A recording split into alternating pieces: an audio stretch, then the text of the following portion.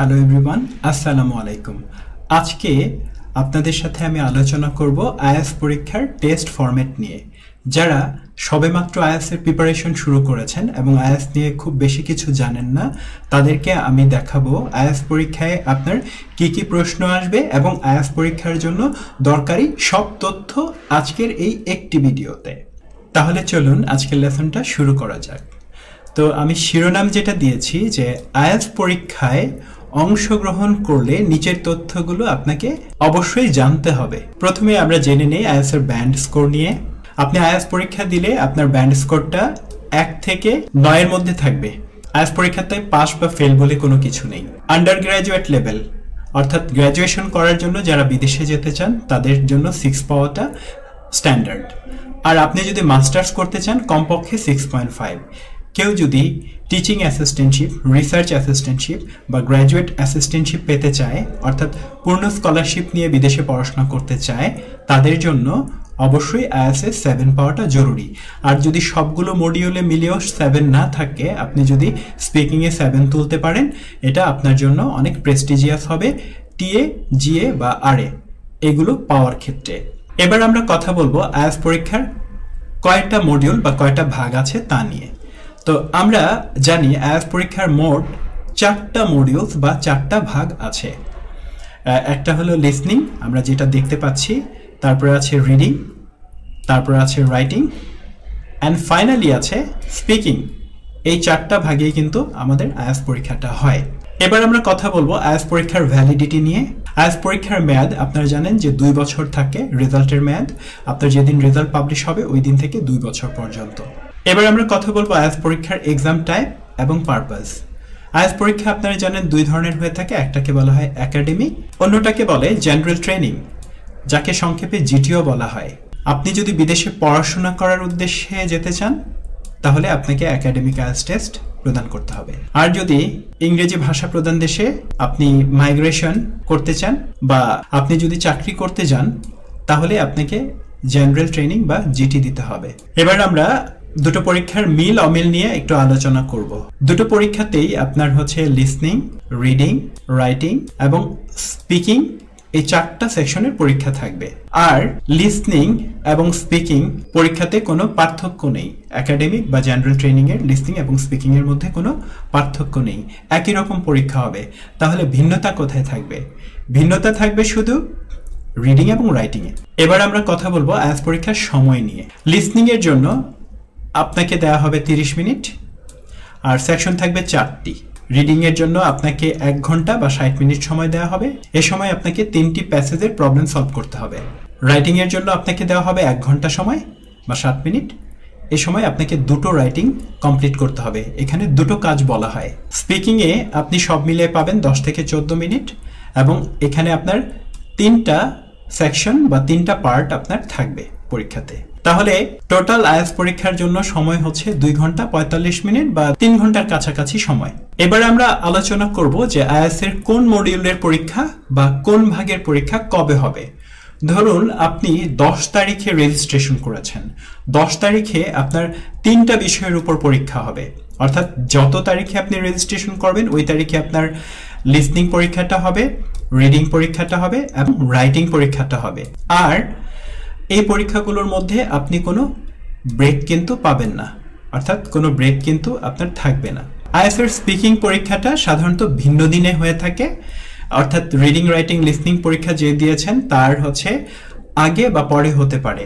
অর্থাৎ 10 তারিখে যদি আপনি এক্সামের জন্য রেজিস্ট্রেশন করে থাকেন তাহলে হচ্ছে আপনার 7 তারিখেও পরীক্ষা হতে পারে, 8 তারিখেও পরীক্ষা হতে পারে, আবার 12 তারিখেও হতে পারে। অর্থাৎ আপনার রেজিস্ট্রেশনের 7 দিনের মধ্যেই মানে হচ্ছে আপনার স্পিকিং টেস্টটা হয়ে যাবে। আর স্পিকিং টেস্টটা ঠিক কবে হবে তা হচ্ছে আপনি যে সেন্টারে পরীক্ষা দিবেন ওই সেন্টার কিন্তু আপনাকে জানিয়ে দিবে। তো চলুন এবার হচ্ছে আমরা জেনে নেই আইএলটিএস এর প্রতিটা পরীক্ষায় মানে হচ্ছে কোন কোন ধরনের কোয়েশ্চেন থাকবে তা সম্পর্কে। তো প্রথমেই আমরা লিসনিং দিয়ে শুরু করছি। আইএলটিএস লিসনিং পরীক্ষায় মোট 4টা সেকশন বা 4টা পার্ট থাকবে।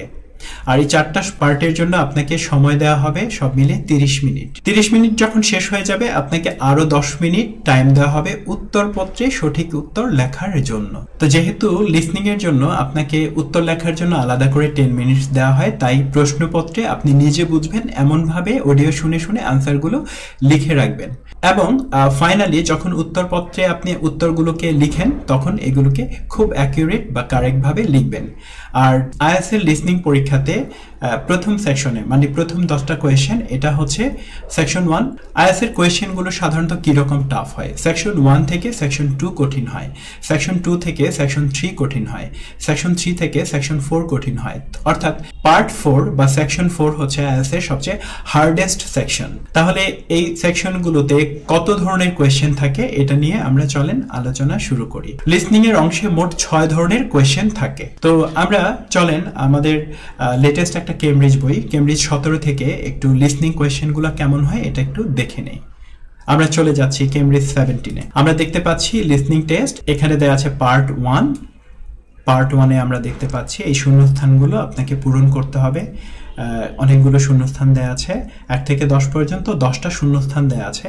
এগুলোর নানা নাম থাকতে পারে, যেমন হচ্ছে কমপ্লিট দ্য নোটস বিলো মানে নোটস কমপ্লিশন। অর্থাৎ সেকশন 1-এ সবগুলোই আমরা দেখলাম শূন্যস্থান পূরণ আপনাকে করতে হবে। তারপর আমরা চলে যাচ্ছি পার্ট 2 বা সেকশন 2। এখানে আমরা দেখতে পাচ্ছি 3টা অপশন দেওয়া আছে, একটাকে কারেক্ট করতে হবে, তার মানে এটাকে মাল্টিপল চয়েস কোয়েশ্চেন। আমরা পার্ট 2-তে আরো দেখতে পাচ্ছি যে এখানে 5টা অপশন দেওয়া আছে, 2টা অপশন বেছে নিতে হবে। এটাও এক ধরনের মাল্টিপল আনসার কোয়েশ্চেন, অর্থাৎ এখান থেকে 2টো অপশন আমাদের বেছে নিতে হবে। এই ধরনের তাহলে বেশ কিছু কোয়েশ্চেন কিন্তু এসেছে। তাহলে সেকশন 2-তে কিন্তু multiple choice question, multiple answer question, এই 2 ধরনের কোয়েশ্চেন থাকে। আমরা পার্ট 3-তে চলে যাচ্ছি। পার্ট 3-তেও কিন্তু আমরা মাল্টিপল চয়েস কোয়েশ্চেন দেখতে পাচ্ছি 1 থেকে 26 পর্যন্ত 6টা। তারপর আমরা দেখতে পাচ্ছি যে এখানে কতগুলো ওপিনিয়ন দেয়া আছে A থেকে F পর্যন্ত, আর এখানে 27 থেকে 30 পর্যন্ত কোয়েশ্চেন দেয়া আছে। আমাদের কি করতে হবে, দেখতে হবে যে এই অপশনগুলো কোনটা এই মানে হচ্ছে এই নাম্বারগুলোর সাথে ম্যাচ খায়, এই নাম্বারগুলোর সাথে মিলে যায়, তার মানে এটা এক ধরনের ম্যাচিং। অর্থাৎ সেকশন 3-তে ম্যাচিং থাকতে পারে। এবং আমরা সবচেয়ে হার্ডেস্ট বা 4 নাম্বার সেকশনে আছি বা 4 নাম্বার পার্টে আছে, এখানে দেখতে পাচ্ছি অনেকগুলো শূন্যস্থান পূরণ আপনাকে করতে হবে। তাহলে আমাদের কিন্তু লিসনিং টেস্টটা সেটার মানে টোটাল কোয়েশ্চেন সম্পর্কে একটা আইডিয়া হয়ে গেল। তাহলে আমরা আমাদের আবার নোটসে চলে যাব।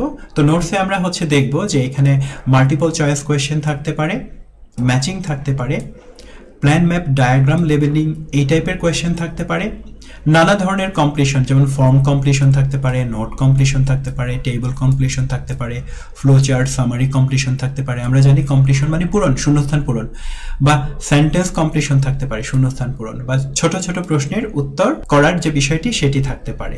এখানে একটা বিষয় হচ্ছে আমাদের উল্লেখ করা দরকার, সেটা হচ্ছে আপনার যদি বানান ভুল হয় বা গ্রামার এরর যদি হয় উত্তর লিখতে গিয়ে, তাহলে কিন্তু আপনার মার্কস কাটা যাবে।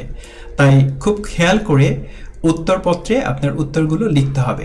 প্রতিটি প্রশ্নের জন্য আপনি 1 মার্ক করে বরাদ্দ থাকবে, অর্থাৎ 40টি প্রশ্নের জন্য আপনার থাকবে 40 মার্কস। একজন পরীক্ষার্থী এই 40 মার্কসের মধ্যে যত পায় তা আবার পরে ব্যান্ড স্কোরে কনভার্ট করা হয়, অর্থাৎ আপনাকে মার্ক দেওয়া হবে না, আপনাকে স্কোর দেওয়া হবে। That's it. এবার আমরা আলোচনা শুরু করব আইএলটিএস একাডেমিক রিডিং বা রিডিং পরীক্ষা সম্পর্কে। এই অংশে মোট সময় দেওয়া হয় 1 ঘন্টা বা 7 মিনিট। আপনি প্যাসেজ পাবেন 3টা প্যাসেজ থেকে মোট 40টি প্রশ্নের উত্তর আপনাকে দিতে হবে। তো আমরা চলেন মানে হচ্ছে প্রশ্নগুলো কেমন এটা আমরা হচ্ছে কেমব্রিজ 17 থেকে একটু দেখে নেই। আমরা চলে যাই মেইন কেমব্রিজ বইয়ে। আমরা দেখতে পাচ্ছি যে আইএলটিএস এর রিডিং প্যাসেজ 1, একটা প্যাসেজ আপনাকে দেওয়া হবে, যে এরকম বড় একটা প্যাসেজ আপনাকে দেওয়া হবে। প্যাসেজ দেওয়ার পর কি কি প্রশ্ন থাকতে পারে, এই যে দেখেন শূন্যস্থান পূরণ থাকতে পারে। একটা ওয়ার্ড বসিয়ে কমপ্লিট দ্য নোটস বিলো, নিচের নোটসগুলো পূরণ করতে বলেছে, তাহলে এটা একটা ক্যাটাগরি, নোটস কমপ্লিশন আসতে পারে পরীক্ষায়। আবার আরেক ক্যাটাগরির মজার কোয়েশ্চেন, কোনো অপশন যদি সত্য হয় ট্রু, মিথ্যা হলে ফলস, আর প্যাসেজে যদি ওই ইনফরমেশন না থাকে নট গিভেন। এই 3টা অপশন নিচের 7 থেকে 13 পর্যন্ত আমাদের বসাতে হবে প্যাসেজ পড়ে পড়ে। তার মানে ট্রু, ফলস, নট গিভেন এটা খুবই জনপ্রিয় একটা আইএলটিএস এর কোয়েশ্চেন টাইপ। এবার আমরা চলে আসলাম 2 নম্বর প্যাসেজ তথা রিডিং প্যাসেজ 2 তে।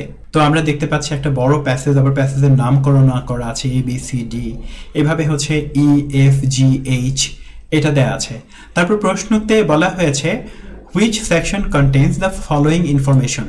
14 থেকে 17 পর্যন্ত কতগুলো ইনফরমেশন দেয়া আছে, এই ইনফরমেশনগুলো প্যাসেজের কোথায় আছে, কোন সেকশনে আছে, সেকশন ই তে আছে, এফ এ আছে, এটা আমাদেরকে উত্তর আকারে লিখতে হবে। দ্যাটস ইট, পড়ে পড়ে লিখতে হবে। এগুলোকে বলা হয় ইনফরমেশন ম্যাচিং। এরপর আমরা হচ্ছে আবার দেখতে পাচ্ছি ওয়ান ওয়ার্ড বসিয়ে নিচের সামারিটাকে কমপ্লিট করতে হবে, অর্থাৎ সামারি কমপ্লিশন। তারপর আমরা দেখতে পাচ্ছি চুজ দ্য লেটার্স এ ই। এখান থেকে আমার কি করতে হবে, দুটো লেটার বেছে নিতে হবে। এখানে প্রশ্ন করা হয়েছে, তার মানে আমরা দুটো লেটারকে আমাদের আনসার হিসেবে নিতে হবে প্রশ্ন নম্বর 23 এবং 24 জন্য। এই একই রকম কোয়েশ্চেন 25 এবং 26 আমরা হচ্ছে দেখতে পেলাম। তারপর হচ্ছে আমরা চলে যাচ্ছি রিডিং প্যাসেজ 3 তে। তো এখানে কি আছে, একটা হচ্ছে বড় প্যাসেজ দেয়া আছে, এটা হচ্ছে সবচেয়ে হার্ড প্যাসেজ। প্যাসেজ 1 থেকে, প্যাসেজ 1 কে যদি হচ্ছে আমরা মনে করি ইজি, দ্বিতীয়টাকে মিডিয়াম আর তৃতীয়টাকে হার্ড হিসেবে কনসিডার করতে পারি। তো হার্ড প্যাসেজে হচ্ছে কি দেয়া আছে, আবার শূন্যস্থান পূরণ দেয়া আছে। আগের শূন্যস্থানগুলোতে কোনো অপশন দেয়া ছিল না, এবার শূন্যস্থানগুলোতে অপশন দেয়া আছে। এটা দেখে হয়তো ভাবছেন যে এটা অনেক সহজ হবে, না, এটা হচ্ছে সবচেয়ে হার্ডেস্ট। অ্যান্ড ফাইনালি আবারও দেয়া আছে ইয়েস নো নট গিভেন বা ট্রু ফলস নট গিভেন, এই টাইপের কোয়েশ্চেন। তার মানে আমরা কিন্তু 35টা কোয়েশ্চেন দেখলাম এবং ফাইনালি হচ্ছে দেয়া আছে আবারও হচ্ছে মাল্টিপল চয়েস কোয়েশ্চেন বা চুজ দ্য কারেক্ট লেটার, অর্থাৎ 40টা কোয়েশ্চেন আমরা হচ্ছে এখানে দেখে নিলাম যে কি কি টাইপের কোয়েশ্চেন আসতে পারে। পুরো একটা রিডিং পরীক্ষার পেপার আমরা দেখে ফেললাম। এবার আমরা চলে যাব আমাদের মূল নোটসে।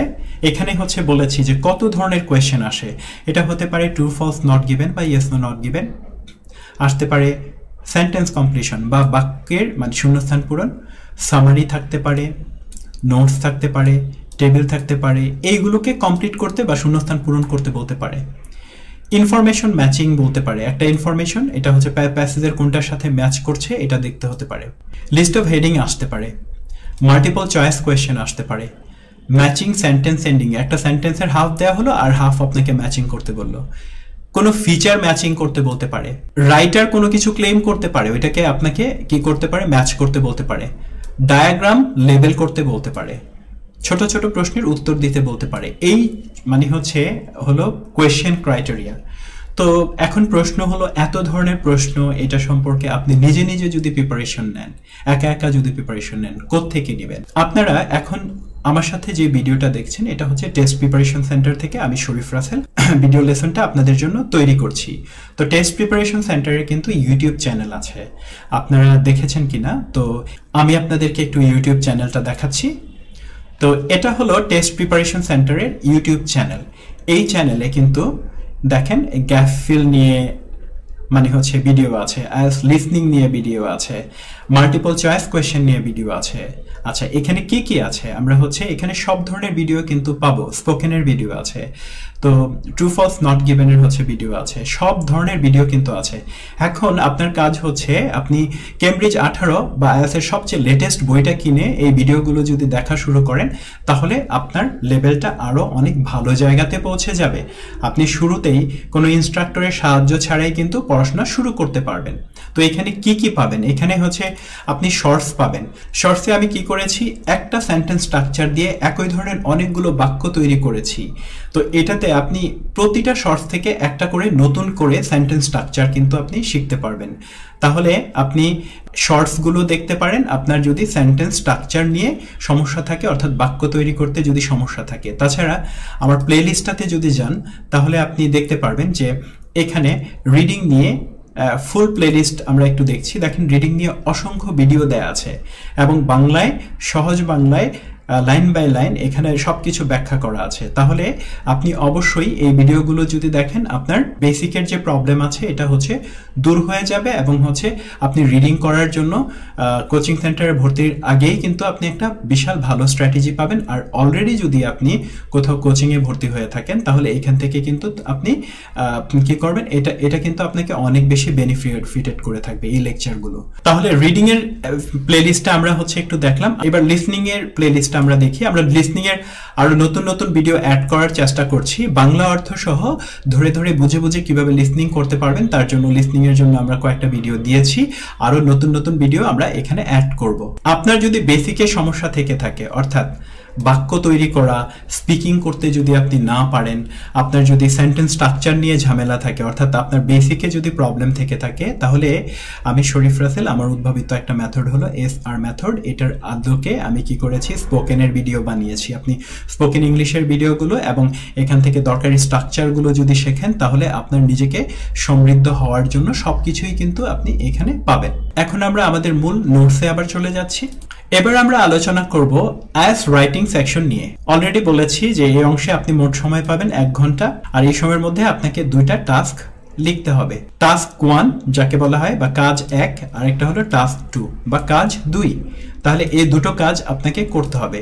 তো টাস্ক 1 এ কি কি থাকে? টাস্ক 1 এ লাইন দিয়ে তৈরি একটা গ্রাফ থাকতে পারে, বা বার দিয়ে তৈরি একটা গ্রাফ থাকতে পারে, গোল একটা চার্ট দিতে পারে যেটাকে বলে পাই চার্ট, একটা টেবিলে অনেক ইনফরমেশন দেয়া থাকতে পারে, বা একটা ফ্লো চার্ট দেয়া থাকতে পারে, বা একটা ডায়াগ্রাম দেয়া থাকতে পারে। এই জন্য আপনাকে 20 মিনিট সময় অ্যালোকেট করা হবে যাতে আপনি ভালো করে এটাকে লিখতে পারেন, এবং কমপক্ষে 150 ওয়ার্ড আপনাকে লিখতে হবে। তো আমরা রেকমেন্ড করি যে আপনি 160 থেকে 70 ওয়ার্ড লিখবেন, কারণ হচ্ছে একই ওয়ার্ড বারবার রিপিট করলে ওইগুলোকে বাদ দেওয়া হবে।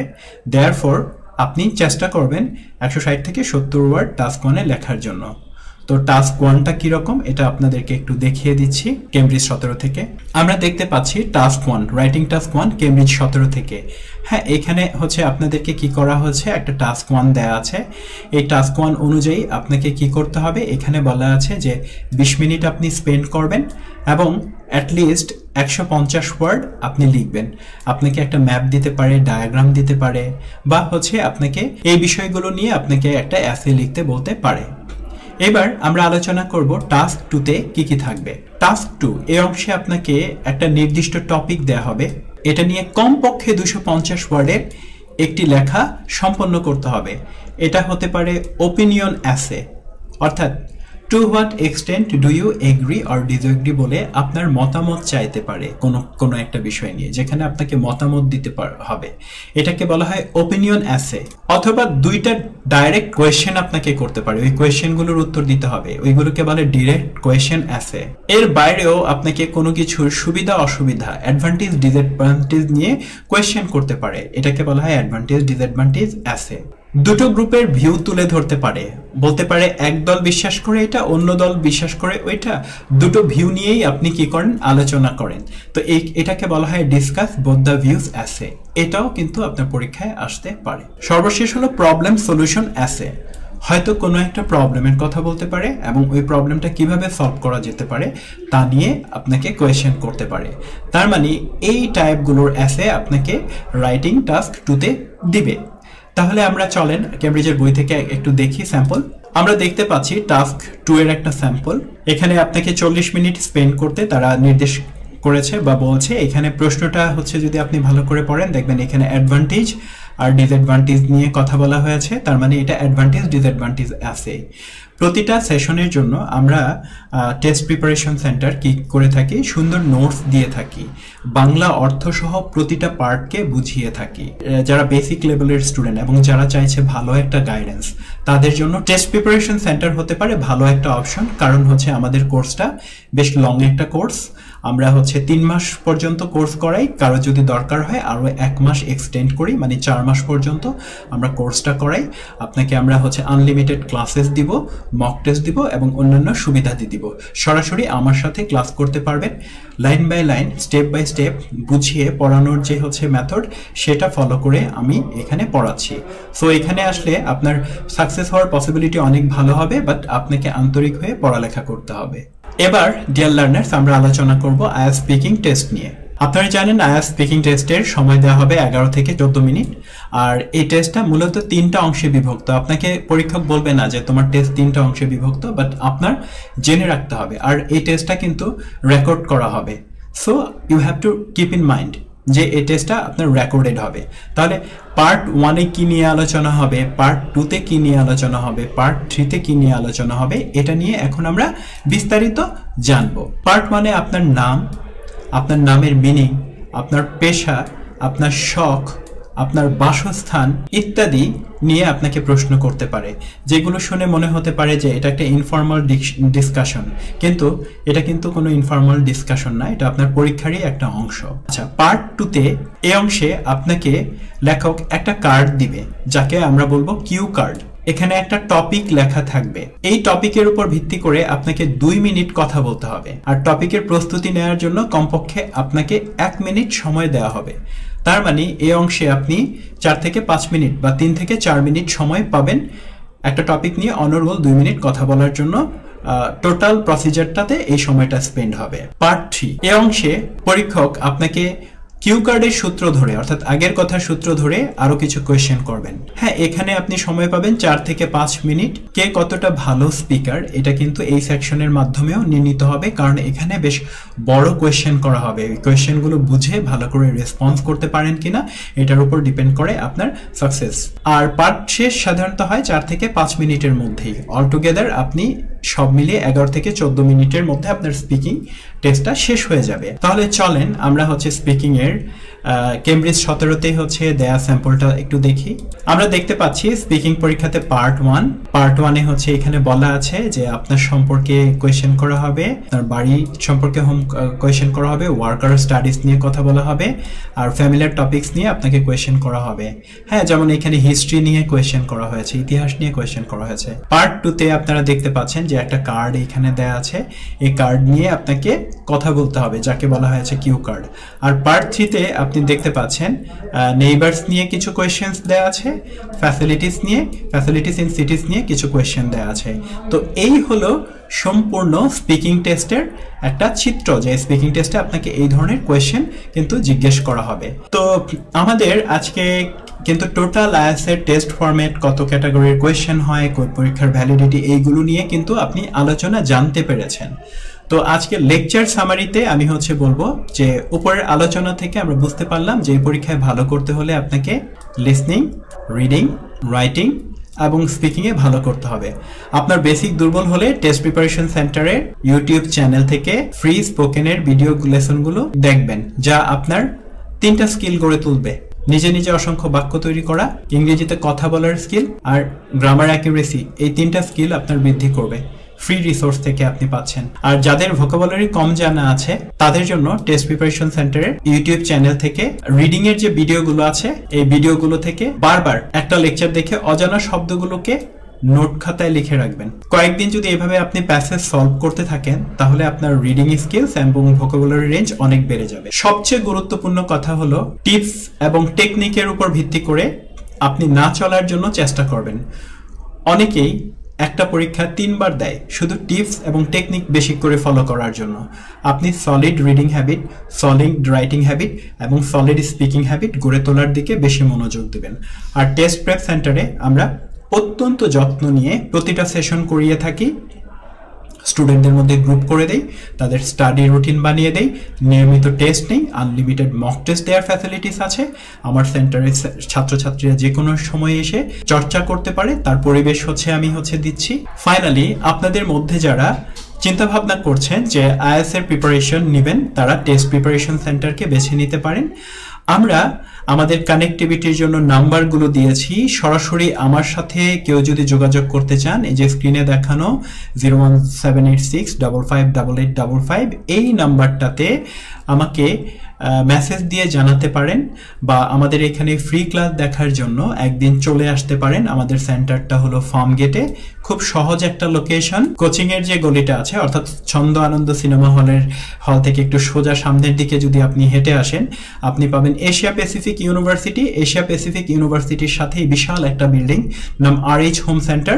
RH হোম সেন্টারের 2য় তলায়, অর্থাৎ 103 নম্বর রুমে কিন্তু টেস্ট প্রিপারেশন সেন্টার। আশা করি টেস্ট প্রিপারেশন সেন্টারে আপনাদের সাথে দেখা হবে। আজকের লেসনটি পেয়ে যদি আপনি উপকৃত হয়ে থাকেন বা আইএলটিএস টেস্ট প্রেপ ফরম্যাট সম্পর্কে জেনে থাকেন, তাহলে আমাদের কমেন্ট করে উৎসাহিত করতে পারেন। আর কোনো কোয়েশ্চেন থাকলে আমাদেরকে সরাসরি প্রশ্ন করতে পারেন। সবার জন্য অনেক অনেক শুভকামনা। অনেক ভালো থাকবেন এবং আইএলটিএস এর জন্য পরিশ্রমী হতে শিখুন। টিপস নয়, বরং সলিড স্ট্র্যাটেজি দিয়ে এবং পড়াশোনা করে আইএলটিএস এ ভালো করার যে সংকল্প, সেটা করুন। সবাইকে অনেক ধন্যবাদ।